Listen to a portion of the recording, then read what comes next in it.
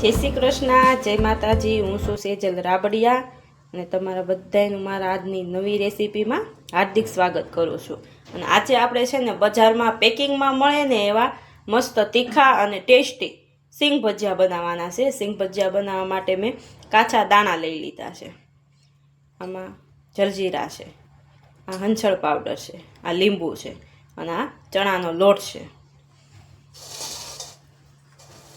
હવે એક સ્ટીલનું મોટું વાસણ લઈ લેવાનું છે। વાસણ લઈ લીધું છે। દાણા આપણે સરસ સાફ કરી લીધા હતા, એમાં આપણે બધાય દાણા એડ કરી દેવાના છે। દાણા એડ કરી અને ચણાનો લોટ એડ કરવાનો છે। તો આપણે આ 1 કપ ચણાનો લોટ લીધો હતો ને એને પણ આપણે એડ કરી દીધો છે। હંચળ પાવડર એડ કરવાનો છે સ્વાદ અનુસાર। સ્વાદ અનુસાર આપણે જલજીરા એડ કરવાની છે।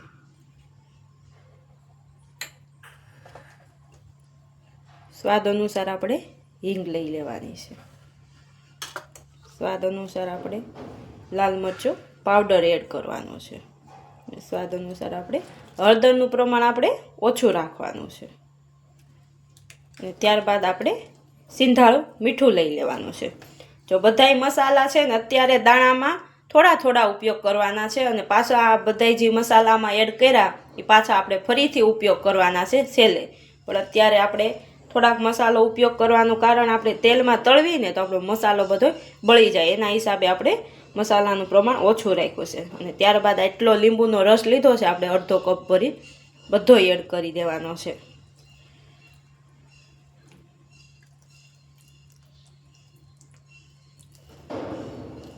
દાણા એકદમ લીંબુના રસમાં છે ને ઢીલા થઈ જવા જોઈએ અને દાણામાં આપણો લીંબુનો રસ બધોય સડી જવો જોઈએ।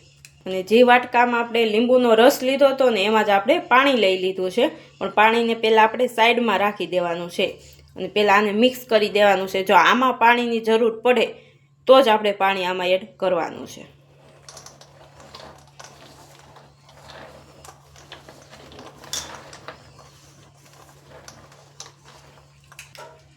જો આપણે છે ને બરોબર લોટ હજી આપણે દાણામાં અટતો નથી એટલે એના માટે આપણે થોડુંક પાણી લેવું પડશે।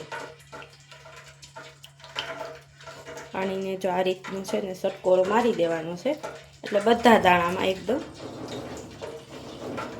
બેસી જાય।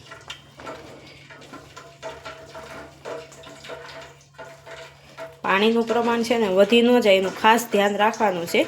જેના હિસાબે આપણા દાણા એકદમ ઢીલા થઈ જાય ને તો પછી આપણે ગમે એટલી વાર એને તળાવા દઈએ આપણો દાણો એકદમ ઢીલો જ રહે। અને આપણે લોટ છે ને એકદમ કોરો મોરો રાખવાનો છે।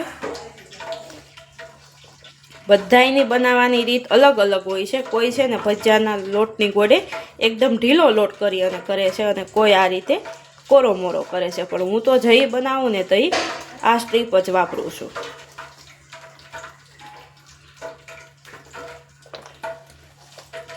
નીચે લગણ હાથ આમ જવા દઈને બધું મિક્સ કરી દેવાનું છે। જો આપણે છે ને લોટ ને મસાલો બધો દાણામાં મિક્સ કરી દીધો છે ને કંઈક આ રીતના દાણા આમ જો આ રીતનો આપણે લોટ ચડાવવાનો છે। એકદમ આ રીતના આમ એક એક દાણા પડે ને એમ। એટલે મેં તો આ રીતનો લોટ ચડાવીને અને તૈયાર કરી દીધું છે અને હવે આપણે તેલ ગરમ થવા પણ મૂકી દીધું છે। તેલ આવે એટલે આપણે ભજીયાનો ગાળો પાડવાની શરૂઆત કરી દે।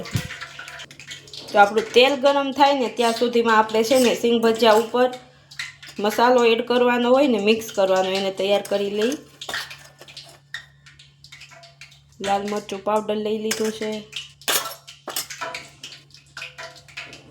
સ્વાદ અનુસાર હંચળ પાવડર લઈ લીધો છે અને સ્વાદ અનુસાર જલજીરા લેવાની છે, સ્વાદ અનુસાર હિંગ લેવાની છે, સ્વાદ અનુસાર ધાણા જીરું પાવડર લેવાનો છે। બધો મસાલો આ રીતનો આપણે મિક્સ કરી દેવાનો છે।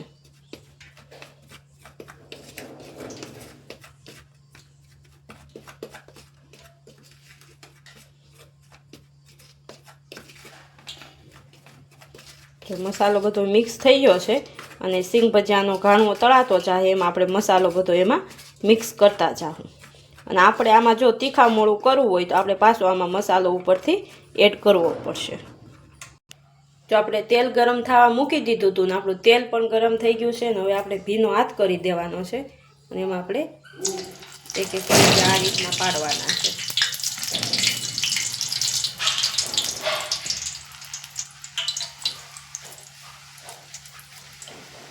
જો ફૂલ તેલ આપણું આવી ગયું છે ને એટલે આપણે ફટાફટ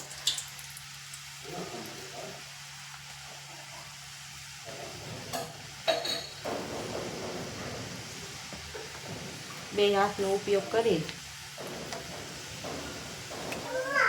તો એકદમ ધીમા ગેસે છે ને આપણે સિંગ ભજીયાને તેલમાં સોડવાના છે. તો તળાતા કંઈક આવા સરસ દેખાય છે પણ હજી થોડાક પીળા છે, આપણે થોડાક રાતા થવા દેવાના છે.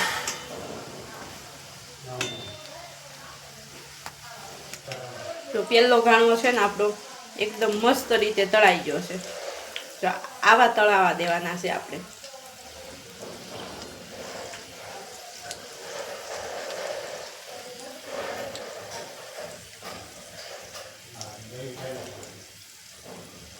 મસ્ત જો ખખડે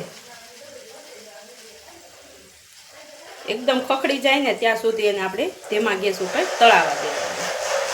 હવે આપણે છે ને બીજો ઘાણો મૂકવાનો છે.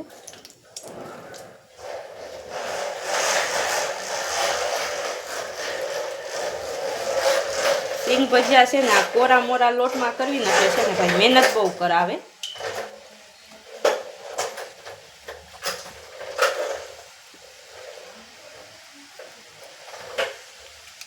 તો આપણો બીજો ઘાણો પણ કંઈક આ રીતનો તળાઈ તૈયાર થઈ ગયો છે.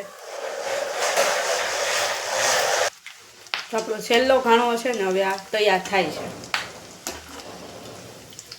બહુ ઝડપથી અને બહુ મસ્ત બધાય સિંગ ભજીયા આપણા તળાણા છે.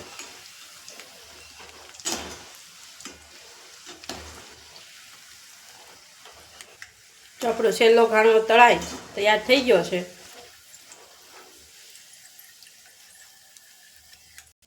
તો ફાઇનલી બધાય આપણા સિંગ ભજીયા તળાઈ અને તૈયાર થઈ ગયા છે. જો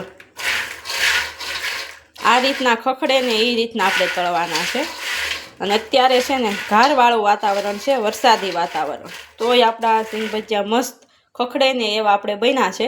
અને હવે આમાં આપણે ફટાફટ મસાલો બધો મિક્સ કરી અને સરસ પેકિંગ કરી અને મૂકી દઈએ. તો આપણે જો મસાલો લીધો તો એ બધો મિક્સ કરવાનો છે. સિંગ ભજીયા હંમેશા છે ને તીખા હોય પણ મેં છે ને બાળકો માટે બનાવ્યા છે એટલે આપણે તીખા બહુ નથી બનાવ્યા. તો મસાલો બધો એડ કરી દીધો છે, મિક્સ કરી દો. અને હવે આપણે છે ને એક ટેસ્ટ કરી અને પછી આપણે પાછો મસાલો ઘટતો હશે તો ઉપરથી એડ કરીશું. જો મસાલાથી ભરપૂર આપણા સિંગ ભજીયા તૈયાર થઈ ગયા છે, એકદમ તીખા અને ટેસ્ટી. ફાઇનલી મારા સિંગ ભજીયા બની અને તૈયાર થઈ ગયા છે. અને મારા સિંગ ભજીયા બનાવવાની રેસીપી તમને કેવી લાગી કોમેન્ટમાં જણાવજો. અને તમે કઈ રીતે બનાવો છો ને એ તમે મને કોમેન્ટમાં જણાવજો. અને મારી અવનવી રેસીપી જોવા અને મારા ગામડાના વ્લોગ જોવા મારી ચેનલમાં પહેલી વાર હોય તો મારી ચેનલને લાઈક, શેર અને સબસ્ક્રાઈબ કરજો. જય શ્રી કૃષ્ણ. આવજો બધાય સિંગ ભજીયા ખાવા.